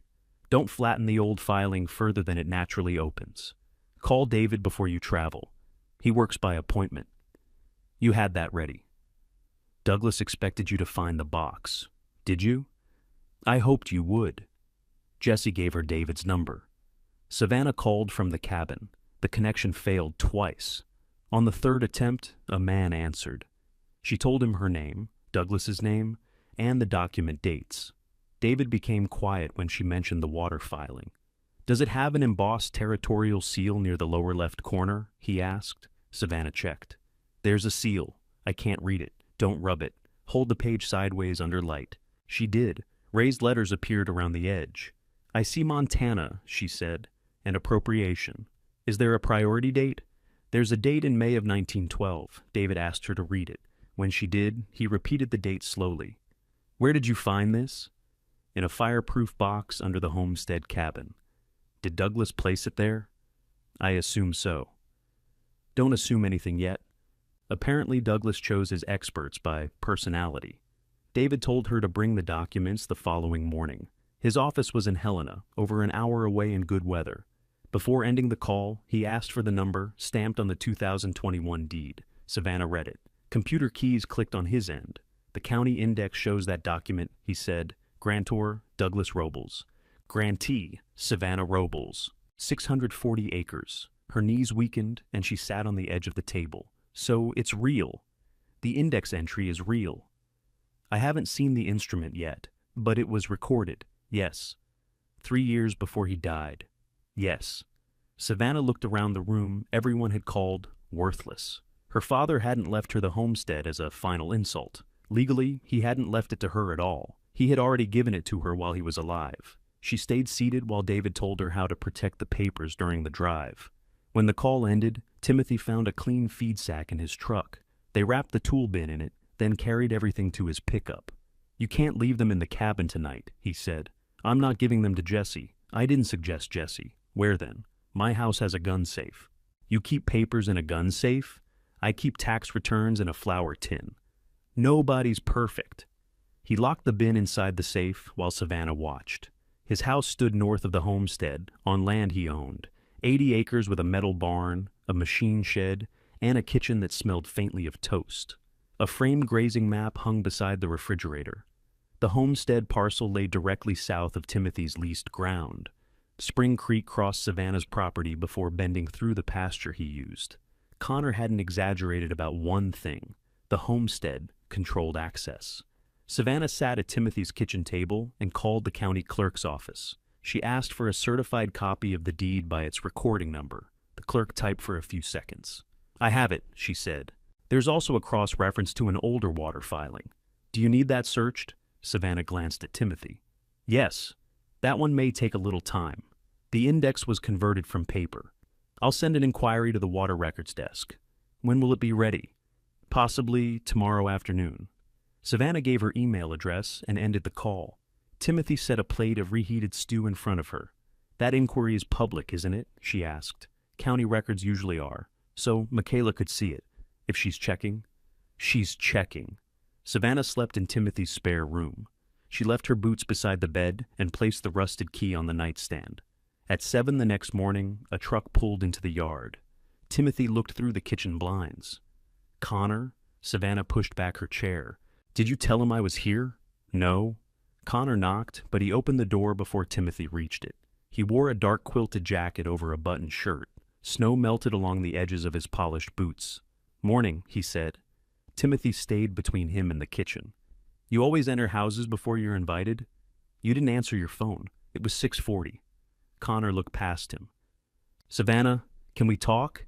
We are talking. Privately. Timothy moved toward the coffee pot. I can't hear much before my second cup. Connor's jaw tightened. Savannah crossed her arms. What do you want? To make you an offer. For what? You know what? I'd like to hear you say it. The Homestead parcel. Yesterday it wasn't worth demolishing. That was before you started treating it like buried treasure. I haven't treated it like anything. I spent one night there. Anne pulled the hearth apart. Savannah watched him. You searched the cabin. Connor glanced at Timothy, then back at her. The door was open. The slide bolt was locked. It wasn't when I got there. You moved the bed frames. I was checking the floor. You opened Jesse's first aid kit. I wanted to know what you found. Timothy put down his mug. Connor lifted one hand. Nothing was taken. That's your defense? Savannah asked. I'm trying to stop this from becoming a bigger mess. For you, for everyone. He placed a folded sheet on the table. It wasn't a formal contract. It was a one-page proposal printed on Bowen Development letterhead. We'll give you $75,000, he said. You sign the parcel to my company. We'll handle cleanup, taxes, access, everything. Why? Because the land borders the ranch. It bordered the ranch yesterday. Connor drew a slow breath. Michaela found the recorded deed. She didn't know about it? None of us did. Not even Angela? No. That answer came too quickly. Savannah looked at the proposal. Did you know Dad signed something in 2021? I knew he went into town with Jesse a few times. Did you ask why? He was sick. There were estate documents. He gave me the land before he died. We haven't established that. The county index has. An index doesn't tell you whether a document can be challenged. Michaela told you that. Michaela understands the law. She understands procedures. That's not always the same thing. Connor leaned against the counter. $75,000 is real money, Savannah. You could put a down payment on a house. You could stop working 2 jobs. What were you planning to do with the river bottom? Graze it. You already said it wasn't useful for grazing. Parts of it are. Try again. Connor looked toward the map on the wall. His eyes settled on the blue line marking Spring Creek. I've been working on a development concept, he said. Low-density homes, large lots, maybe a small lodge near the highway. Nothing final on Dad's ranch. On acreage the operation doesn't need. And you need my parcel. It gives us a cleaner route along the creek. Access, among other things. How long have you been planning it? A couple of years, before Dad died. Yes. Did he agree? He didn't say no. That is an agreement. He was too sick to make long-term decisions. Savannah thought of Douglas sealing the cabin that same year. He'd made at least one long-term decision. Why $75,000? Because the structure is a liability and the land needs work. What about the water filing? Connor's face changed. It lasted less than a second, but Savannah saw it. What filing? He asked. The one Michaela found with the deed. She found a reference, and sent you here before breakfast. The parcel follows Spring Creek. Water records are normal. Then why are you nervous? I'm not nervous. Timothy poured more coffee into an already full mug. Connor looked at the spill, annoyed. Savannah slid the proposal back across the table. I'm going to Helena. For what? To have the records examined. By whom? That isn't your business. It becomes my business when your questions affect ranch title. The property belongs to me. According to one paper Dad signed while dying, he lived 3 more years. He was on medication. Angela handled his care. There are things you don't know. Then tell me. Connor folded the proposal along its original crease. You should take the offer before Michaela starts filing things. Is that advice or a threat? It's a fact. He left the house without saying goodbye. Timothy waited until the truck disappeared. He came to buy before he knew what you knew, he said, and he searched before that. He's afraid of the water filing. He doesn't know what it means. He knows enough to offer money. Savannah opened her mouth to answer, but another vehicle turned into the yard. Angela's sport utility vehicle stopped beside Timothy's barn. Michaela got out from the passenger side, carrying her yellow legal pad. "This feels organized," Savannah said. Angela removed her gloves as she entered. Michaela kept her coat on. "We need to settle this," Angela said. Connor tried. Connor gets ahead of himself. He offered $75,000. Michaela's pen paused above the pad. She hadn't known the amount. Angela did. "It's a generous offer," Angela said. "For land none of you wanted yesterday. We didn't know Douglas had moved it out of the estate. There it is." Angela's gaze hardened. "There what is? The part you're actually worried about." Michaela pulled out a chair. "The recorded deed creates problems beyond that parcel." "For whom?" "For the estate administration. The will describes the homestead as a transfer tied to a $1 consideration. If that deed was never properly delivered, the property may still belong to the estate. Jesse delivered it for recording. That doesn't prove Dad had capacity." Savannah stared at her. "You called him Dad, too?" Michaela looked down at the pad. "He raised me for 9 years. And now you want to say he didn't understand his own signature." "I'm saying his condition has to be considered." Angela stepped closer to Savannah. "Douglas had terminal cancer. Some days he didn't know whether it was morning or evening. In 2021, he had difficult days. He drove to Catherine's and told her what he'd done." "You've spoken to Catherine?" "Yes." Angela glanced at Timothy. "All of you have decided I'm the enemy." "No," Savannah said. "You decided I was outside the family before Dad died. That is not what happened." "Then what happened?" Angela opened her mouth, stopped, and looked toward the window. For years she had told herself that limiting Savannah's visits kept Douglas calm. The explanation had been partly true. Douglas became agitated after arguments. He lost sleep. He refused medication. But Angela had also feared what happened when father and daughter sat alone. Douglas might change a beneficiary. He might give Savannah authority. He might admit how much of the ranch's cash had already been committed to Connor's plans. Angela turned back. The ranch was under pressure, she said. Medical bills, equipment loans, feed costs. Connor put his own money into keeping things moving. Michaela reorganized the accounts. "I needed to know the house, and business would remain secure, so you controlled who saw him. I controlled disruptions." "You mean me?" "I mean anyone who made him question decisions already made." That was the answer, even if Angela didn't hear what she'd admitted. Savannah looked at Michaela. "And you? I've spent 3 years making the estate workable. Every account, every transfer, every creditor. Now, a deed none of us knew about appears from a box under a cabin. You're angry because you missed it. I'm concerned because hidden documents create risk. For the estate or for you." Michaela's pen stopped again. "If the homestead deed stands," she said, "Connor's development access changes. Timothy's lease is no longer ours to manage. The ranch may have obligations connected to the creek that aren't reflected in our accounts. Everything connects, and you need to control what connects. I need order." Angela sat across from Savannah. "Sell the parcel to Connor.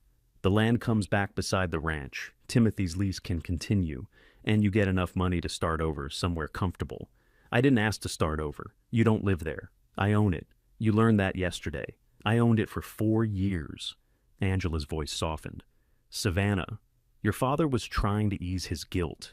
He knew the ranch had to go to the people already running it. The cabin was something he could give you without damaging the operation. Then, why do you need it back?"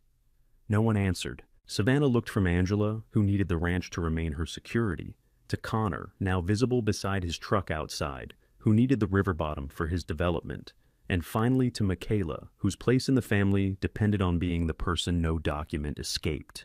Douglas's hidden deed threatened each of them differently. The laughter in Jesse's conference room hadn't come from confidence. It had come from certainty that nothing valuable could belong to Savannah. Now that certainty was gone. Michaela closed her legal pad. "If you take those papers to Helena, give us copies." "No, then I'll request them through the county. Do that. And if the deed appears questionable, I'll challenge it. You haven't even seen it. I've seen the index. So have I." Michaela stood. "You have until Monday to reconsider Connor's offer." "What happens Monday?" "I file notice with the probate court." Angela looked at her daughter. "Michaela." We can't wait while Savannah carries old papers around in a feed sack. Savannah held Michaela's gaze. File whatever you think you need. Michaela put on her gloves. I will. Michaela followed Angela outside. Connor joined them near the vehicles. They spoke in a tight circle for less than a minute. Connor pointed toward the house once. Michaela shook her head. Then all three vehicles left in order, Connor first, Angela second. Timothy took the documents from his safe.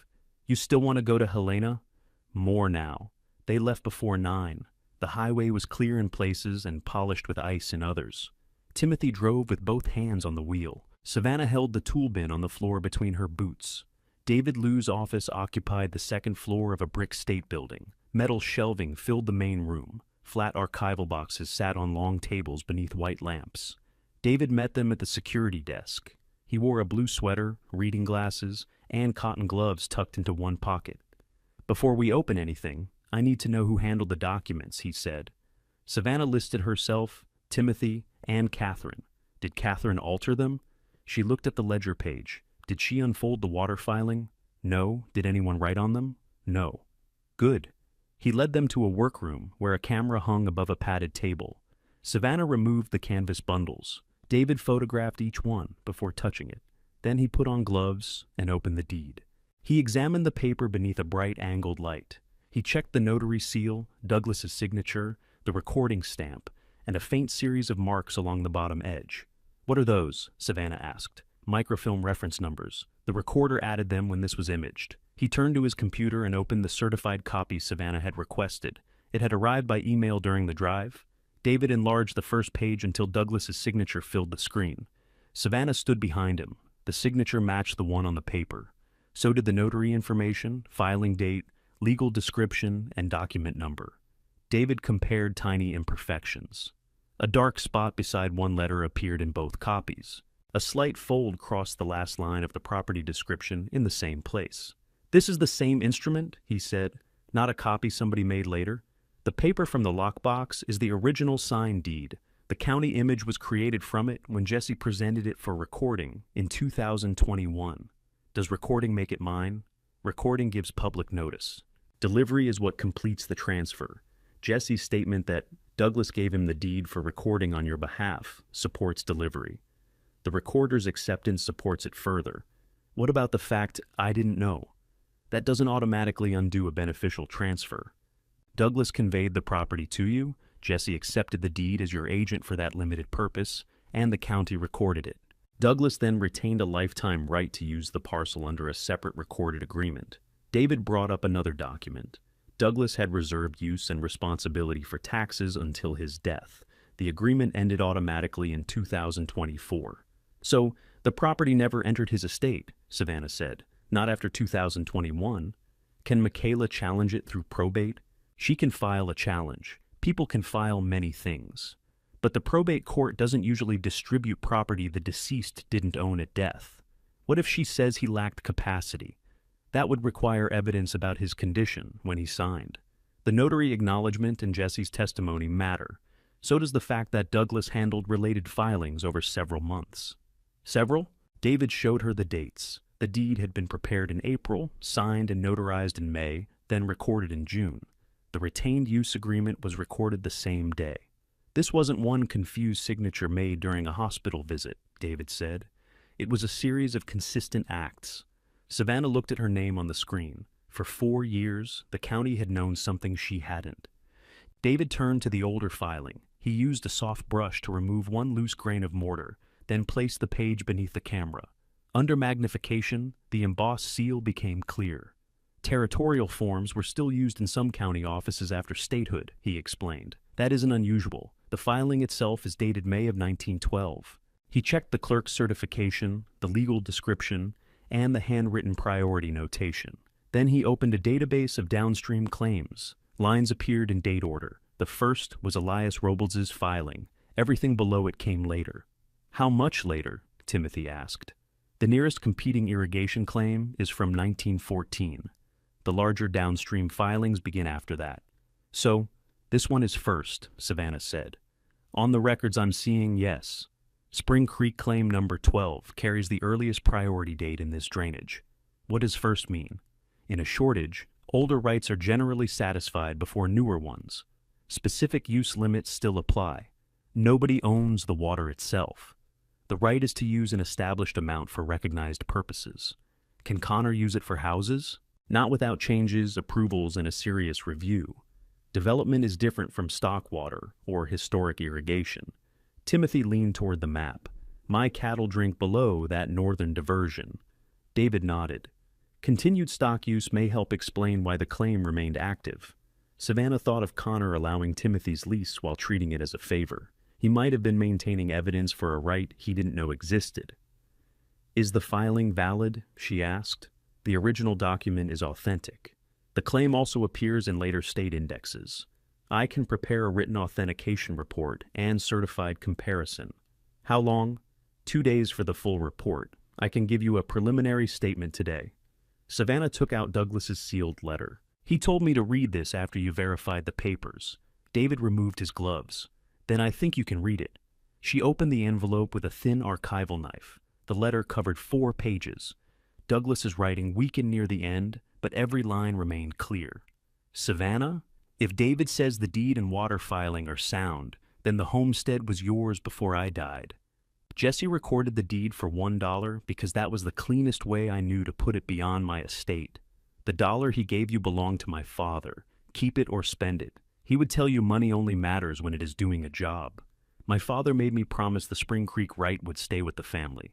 I kept that promise, but I nearly kept it too quietly. That is my fault. Angela needs the house and ranch income to feel safe.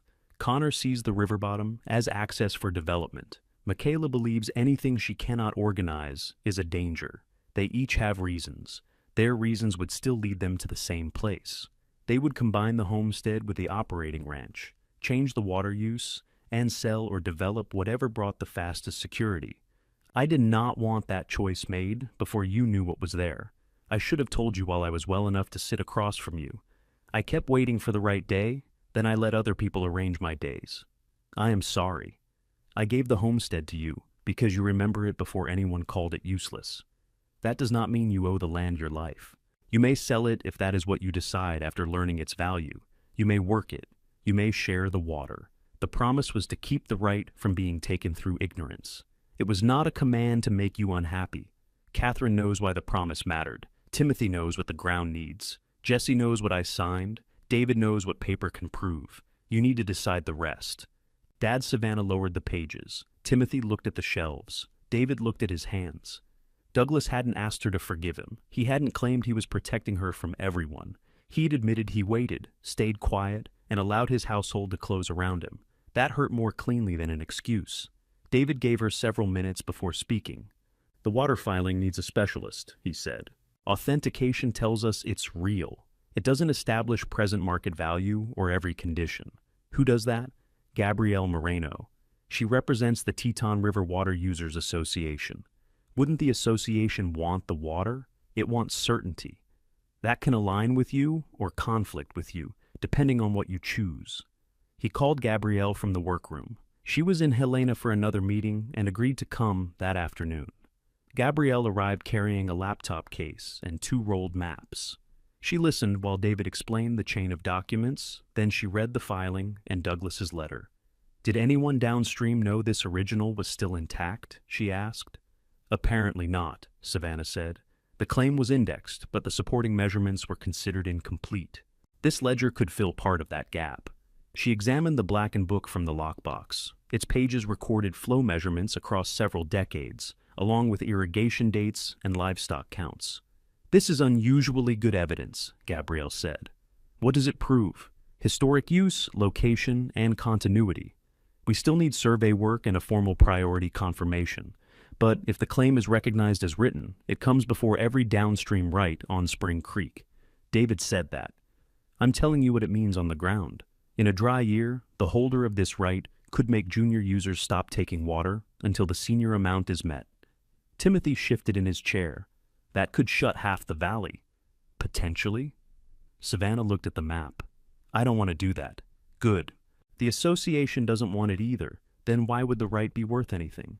Because senior water creates choices. You can maintain historic use. You can negotiate shared management. You may lease part of the use, subject to approval. A buyer interested in the river bottom would pay for that control. How much? Gabrielle opened a folder on her laptop. Comparable land and water transactions are difficult because no two claims are identical. With 640 acres, confirmed access, and this priority date, an initial appraisal would likely place the combined property near $4.1 million. Savannah thought she'd misheard. $4.1 million? Near that amount. It could move after surveying and formal review. Timothy sat very still. Savannah looked at Douglas's dollar on the table. Connor had offered $75,000. Does Connor know? She asked.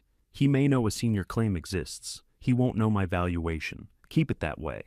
Gabriel nodded. Nothing leaves this room without your authorization. She explained the next steps. Surveyors would verify the diversion points. The association would review possible sharing terms. A priority date hearing would be scheduled after notice to affected users. Savannah signed nothing except permission for Gabrielle to examine certified copies. I'm not selling, she said. Today? Gabrielle asked. Today. That's enough for now. Before leaving Helena, Savannah placed the original deed, water filing, ledger, and Douglas's letters in a secure archival case David provided. They drove it directly to Jesse's office after dark. Jesse locked the originals in his safe. Savannah kept certified copies, David's preliminary authentication, and Gabrielle's written valuation estimate. A court courier was waiting when she returned to Timothy's house. Michaela had filed the challenge early. The notice claimed Douglas lacked capacity when he transferred the homestead and asked the probate court to treat the parcel as estate property. A hearing had been set 45 days away. Savannah read the date twice, then folded the notice around David's preliminary report. Michaela had given her a deadline. Douglas had given her proof. The next morning, she and Timothy found a new chain across the Homestead Road. It was heavier than the one Jesse had cut. A bright brass padlock held it between the same leaning posts. A laminated sign hung from the center. Access. Suspended pending estate review. Michaela's name appeared at the bottom. Timothy got out and read it. She doesn't control this road. She wants it to look like she does. My cattle need the north crossing. Savannah photographed the chain, sign, and tire tracks. Then she called the sheriff's non-emergency number and explained that someone had blocked access to her recorded property. The deputy who returned her call asked whether she had a copy of the deed. I do. Email it with the photographs. If the road is fully within the conveyed parcel, you may remove an unauthorized obstruction. Don't damage anything you can avoid. Savannah sent the documents from her phone. Timothy opened his toolbox. You want the bolt cutters? No. She used 2 wrenches to unfasten the chain from a new metal bracket Connor had attached to one post. They laid the chain, padlock, and sign neatly beside the fence. If they put it back, Timothy asked. We document it again. Connor called before they reached the cabin. You removed a legal notice. I removed your chain. Michaela posted it. On land none of you own, that's what the hearing will decide. The recorded deed already decided it. Then you shouldn't be worried. I'm not the one buying larger chains. He hung up. During the next 45 days, the family stopped pretending its concern was personal. Michaela sent formal requests for every paper from the lockbox. Through Savannah's attorney, Helen Price, she received certified copies of the deed and water filing. David's complete authentication report followed. Gabrielle provided only the portions of her assessment related to historic use and priority, not Savannah's private valuation estimate. Connor sent a survey crew toward the southern boundary without permission. Savannah met them at the gate and showed the crew chief her deed. He apologized, turned both trucks around, and later emailed that Connor had represented the parcel as disputed ranch property. Angela called once. I want you to understand that court isn't personal, she said. You claim my father didn't know what he was doing. He was very ill. So it's personal to him. We're protecting the ranch. From what? From being broken apart. It was already separate. Dad made sure of that. Angela lowered her voice. He made one hidden decision near the beginning of a terminal illness. That doesn't erase everything we built afterward. You built Connor's project around land he didn't own. We built around what Douglas told us. What did he tell you? That the operation would remain secure. He left you the house and business. Without control of that river bottom, they may be worth less. There it was again. Enough was never the same as secure when someone else held a gate. Savannah didn't argue further. She worked at the cabin whenever weather allowed. Timothy replaced the weakest porch boards. Savannah removed the plywood from one window and covered the opening with clear plastic until new glass arrived. They braced the leaning cellar post, cleaned the chimney, and installed a locking steel cabinet for tools. The place remained rough, but each repair made it harder to describe as abandoned. Catherine came one afternoon carrying the split wooden spoon Savannah had found. "That belonged to your mother," she said. "You're sure?" She cracked it making choke cherry preserves. Douglas said he'd repair it and never did. Catherine sat at the table while Savannah glued the split and wrapped the bowl with cotton cord. "He wasn't good at finishing small things," Savannah said. "No, only secret deeds and underground boxes. He nearly failed to finish those too." Catherine had agreed to testify. So had Timothy, though Connor sent notice that his grazing lease wouldn't be renewed. The notice arrived by certified mail 3 weeks before the hearing. Timothy read it beside the cook stove. "Effective end of March," he said. "No reason given. I can lease you pasture. You don't know the ground well enough to promise that yet. I know where your cattle already graze. That isn't the same as knowing carrying capacity, fencing costs, or water conditions. Then help me work those out." He folded Connor's notice. "If the deed stands." When it stands. Timothy looked toward the repaired window. "You sound like Douglas." "I'm not sure that's a compliment." It wasn't meant as one. The morning of the hearing, Savannah arrived at the Teton County Courthouse before 8. Snowmelt dripped from the stone steps. The probate calendar was posted behind glass near the entrance. Rob Lee's estate. Property challenge appeared third. Angela and Connor stood near the security station. Michaela sat on a bench with 3 binders arranged beside her. Their attorney, Peter Lang, spoke quietly to them. Michaela wore a navy suit and the expression she used when presenting ranch accounts. Connor had polished his boots again. Angela wore the dark green coat from the will reading. Savannah passed them without speaking. Helen Price waited outside the courtroom with Jesse, Catherine, Timothy, David, and Gabrielle. Helen was a local probate attorney with a calm voice and a habit of holding her pen between both hands. "They're going first," she told Savannah. "Let them put their theory on the record. Don't react, even when they get something wrong. What if they lie? Write it down. Will the judge know? By the time we're done." The courtroom opened at 8:30. It held 6 rows of wooden benches, a witness chair, and 2 tables facing the judge. Several ranchers sat in the back. Word of the water filing had traveled after the association mailed notice of its future priority review. Connor noticed them and whispered to Peter. Judge Ellen Mercer entered at 9. Everyone stood. She reviewed the case number, identified the parties, and looked over the filed exhibits. The challengers contend the 2021 deed should be set aside for incapacity and lack of valid delivery, she said. They also ask this court to determine that the homestead parcel belonged to Douglas Robles at death, and therefore passes under the residuary estate. Is that accurate? Peter stood. Yes, Your Honor. Helen rose. The respondent's position is that the property was conveyed and recorded 3 years before death, never entered probate, and cannot now be redistributed through the estate. Judge Mercer nodded. Mr. Lang, call your first witness. Angela took the stand. Peter asked about Douglas's diagnosis, his medications, and the way the household operated in 2021. He became confused, Angela said. He tired easily. He depended on me for appointments and major decisions. Did he discuss transferring 640 acres to Savannah? No. Would that have been unusual? Very. We discussed the estate often. He wanted the ranch kept together. Savannah wrote, did he say together or secure? Peter asked whether Douglas concealed paperwork. He became private after the diagnosis, Angela said. Jesse visited without always telling me why. Douglas drove into town on days he wasn't supposed to drive. Did you believe he understood the consequences of giving away the homestead parcel? No. Angela's answer was firm. On cross-examination, Helen asked whether doctors had declared Douglas incompetent.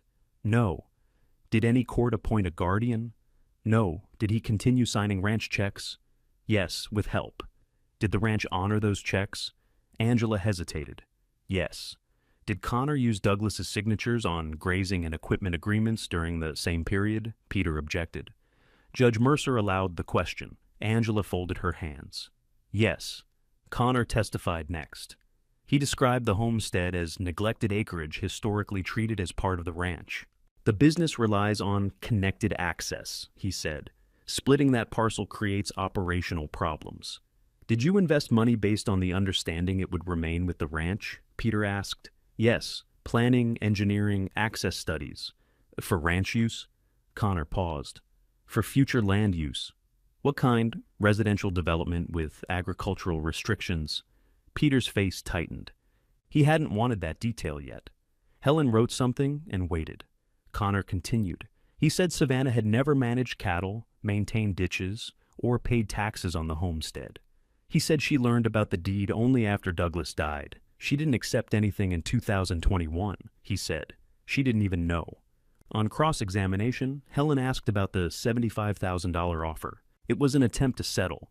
Before or after you learned of the 1912 water filing, Connor shifted. Around the same time. Did you tell Savannah about your development concept during the will reading? No. Did you enter the cabin without permission and search it? Peter stood. Relevance. It goes to Mr. Bowen's claimed concern for preserving property. Judge Mercer allowed it. Connor looked at Savannah. The door was unsecured, he said. That wasn't my question. Yes, I entered. Did you find the deed? No. Did you know where it was? No. So, your development planning assumed control of land whose title you hadn't checked. Connor's mouth tightened. I relied on family information. Michaela took the stand last. She explained the estate accounts, the will provision, and her belief that the $1 language showed the transfer remained incomplete. If Douglas intended a lifetime gift, she said, Savannah should have received the deed while he was alive. Instead, it was hidden under a condemned cabin and mentioned in his will. Peter asked why she filed the challenge, to protect the estate from an irregular transfer made while Douglas was vulnerable, and to protect your own inheritance. My inheritance is tied to the ranch's stability. Michaela looked toward the people seated behind Savannah. The water claim has already caused uncertainty throughout the valley. Savannah could use it to interfere with every downstream ranch. The property needs to remain under experienced family control. Savannah wrote the sentence exactly. Michaela had brought them into a public courtroom to say Douglas couldn't be trusted. Savannah couldn't be trusted. And control belonged to the people who laughed before they checked. Judge Mercer looked at the clock. Ms. Price, she said, you may begin your case. Helen stood. I called Jesse Carr. Jesse took the witness chair and described the deed signing in 2021. Did Douglas understand the property he was conveying? Helen asked. Yes. How do you know? He corrected a section number in the first draft. He also changed the retained use agreement because I had made him responsible for fencing only through the end of that year. He wanted responsibility through his lifetime. Did anyone pressure him to sign? No. Did he deliver the deed? He handed it to me with written instructions to record it for Savannah. I did that the next morning.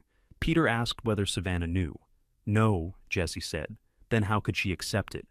Timothy testified about Douglas's work on the homestead after his diagnosis, the creek measurements, and the grazing use that continued across the northern diversion. Did Mr. Robles seem confused? Helen asked. He forgot lunch twice. A few people in the back smiled. Timothy continued. He didn't forget boundaries. He walked them with me. He knew which post leaned and which culvert froze. Catherine came next. She used her cane to reach the witness chair and told the court about the promise Douglas made to his dying father. When Douglas visited you in 2021, what did he say? Helen asked. He said the homestead would stay in the family. Then he asked whether I remembered the cellar. Did he understand that Savannah would own it? He said, it's hers now, if I finish the papers right. David carried a document case to the witness stand. He placed the original deed beneath the courtroom's evidence camera. The image appeared on a screen beside Judge Mercer. What did you compare? Helen asked. The signed deed recovered from the lockbox, the certified recorder's copy, the public index, and the retained use agreement. Your conclusion? The lockbox deed is the original instrument recorded by the county in 2021. Every mark matches, including the signature, notary seal, fold pattern, filing stamp, and microfilm reference. Peter stood for cross-examination. Can you testify that Douglas Robles was mentally competent? No, I can testify that the document is authentic and internally consistent with related filings made over several months. So, your report doesn't answer the incapacity claim. It answers the suggestion that the deed was created later, left undelivered, or hidden from the public record. David turned toward the screen. The county's copy and the lockbox original are the same deed. The public record has said Savannah Robles owned this parcel since June of 2021. That was the mechanism. Not the cabin's condition, not who ran cattle, and not who felt entitled to the river bottom. Douglas had signed the property away while living. Jesse had delivered it. The county had recorded it. At death, Douglas no longer owned it. Gabrielle testified last. She explained the 1912 priority date in ordinary terms. Every identified downstream claim came later, she said. The Robles homestead right stands first in line during shortage, subject to final confirmation and historic use limits. Helen handed her the private appraisal estimate. What is the estimated combined value of the land and senior right? Approximately $4.1 million. The courtroom went silent. Connor lowered his head. Michaela looked at the binder she'd organized around the belief that Savannah had received nothing. Angela stared toward the evidence screen, where Douglas's signature remained enlarged. Peter objected to the valuation as preliminary. Judge Mercer allowed it for the limited purpose of explaining why the filing mattered. Helen faced Gabrielle. Has Savannah threatened to stop downstream use? No. What did she tell you when you explained that possibility? She said she didn't want to shut anyone off. Judge Mercer reviewed the deed and retained use agreement once more. Then she removed her glasses. The challengers have shown that Douglas Robles was ill, she said. They have not shown he lacked capacity when this transfer was planned, signed, delivered, and recorded. Michaela's pen stopped. The original deed matches the county's recorded copy. The related agreement shows a deliberate lifetime arrangement. The homestead parcel was not owned by Douglas Robles at his death and is not part of the probate estate. Angela closed her eyes. The challenge is dismissed. Outside the courtroom, Connor approached Savannah near the stone steps. You'll sell eventually, he said. Call me first. No. You don't even know what running that place costs. I'm learning. $4 million changes people. It changed your offer before it changed me. Connor looked as if he might argue, but Timothy stepped out behind her. Savannah held up one hand. I'm not taking your development access. Don't send workers onto my property again. Don't chain my road. If you want to speak to me, you call first. Connor nodded once and walked away. Angela waited near the courthouse door. Douglas should have told me, she said. He should have told both of us many things. I was trying to keep the ranch secure. I know. Angela searched Savannah's face for forgiveness and didn't find it. Can we fix this? She asked. Not today. Someday? Maybe. But you don't get to decide the pace anymore. Angela accepted that with a small movement of her head. It wasn't reconciliation. It was the first honest boundary they had had. In early spring, Savannah met Gabrielle at the homestead with representatives from the Water Users Association. Maps covered the repaired table. The association proposed a formal sharing agreement. Savannah would preserve the senior priority, but coordinate seasonal flows instead of demanding the full amount whenever water ran low. Historic stock use would continue. Downstream ranches would help maintain measuring equipment, diversion structures, and creek banks. Gabrielle pointed to the northern pasture. This portion supports Timothy's cattle and documents continued use. Do you want his lease included? Yes, Savannah said. Long-term, with renewal terms he can plan around. Timothy sat across from her. We still need to settle a fair rate. We will. I'm not taking charity. I'm not offering it. I need a foreman who argues with me before I make expensive mistakes. He considered that. Then my rate went up. Now you sound like Connor. Take it back. Savannah smiled and signed the water-sharing agreement in Douglas Robles' name.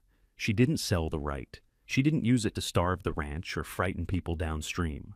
Its value removed the immediate danger around taxes, repairs, and legal costs. Its purpose remained in the creek, where it could support working ground. Restoration took most of the year. Savannah moved out of the apartment above the laundromat after the cabin passed inspection. Timothy helped level the porch and rebuild the cattle fence. Catherine chose the new kitchen curtains, then complained that Savannah hung them half an inch too low. The old cook stove went back into service after a chimney. Mason repaired the flue. The cracked lantern received new glass. Savannah repaired her mother's wooden spoon and placed it in the kitchen drawer. She kept the cellar dry and fitted the lockbox with a new door. The original papers remained in archival storage, but copies rested inside, along with Douglas's letters and the 1923 silver dollar. One autumn afternoon, Angela arrived carrying the red wool blanket that had belonged to Savannah's mother. "I found it in the ranch house linen closet," she said. "You said it was on your bed." "It was. Dad borrowed it during his last winter." "I didn't know." Savannah took the blanket. Angela looked toward the creek where Timothy was repairing a gate. "Connor's development plans are finished," she said. "He's looking at land closer to Great Falls." And Michaela, still angry about the hearing, about being wrong in public. Savannah folded the blanket over her arm. "That may take time." Angela nodded. "I won't come without calling again." "Thank you." It wasn't an embrace. It wasn't a clean repair. Angela left after 5 minutes, and that was enough for the day. By winter, cattle moved through the north pasture under Timothy's lease. Measuring posts stood at both diversions.